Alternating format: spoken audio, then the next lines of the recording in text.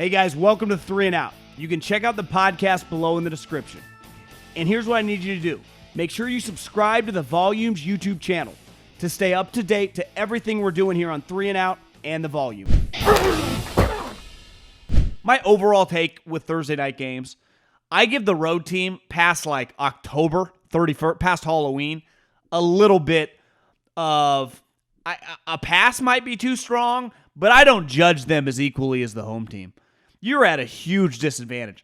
The Pittsburgh Steelers, who, let's face it, I mean, they're probably an 8-1 team when the dust settles. That's who they are. They're pretty average, right?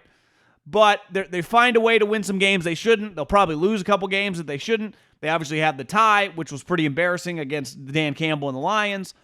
But ultimately, they just played a knockdown, drag-out game that they pulled out of their you-know-what against the Ravens 3 days ago. So then they got to travel on a short week on Thursday night in December. To me, it's one thing in September or even early October, but when you start talking December 9th, Thursday night game, especially with a quarterback, like as you saw as the game went on, Big Ben still has a little bit left.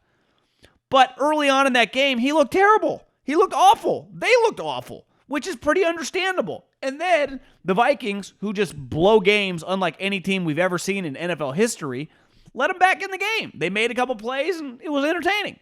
But it was pretty sloppy. Let's face it. I mean, this Thursday night game's in December. My expectation levels are pretty low. I don't come out with any big judgments on either side. I mean, the Vikings, probably an 8-9 team, and the Steelers, an 8-1 team. And I get a lot of on my time like, Mike Tomlin, he should look to go to some other team. Like, bro, he coaches for the Roonies. They got a pretty good deal going on. They need to improve their offensive line. They need to find a young quarterback. But they got a lot to like there. You know, I think coaching for the Steelers is a pretty good gig last time I checked. Zimmer, when they miss the playoffs, which they surely will bid him farewell because I think this will be the last month for Mike Zimmer as probably a head coach in the NFL. I don't think he'll be a head coach ever again. He's a good defensive coordinator. And whether he still wants to coach, I would imagine he does because he's a football junkie. Maybe he'll be someone's defensive coordinator next year. And many teams should be all over him. Thanks for watching 3 and Out. You can check out the podcast below in the description. And make sure you subscribe right now to the Volumes YouTube channel.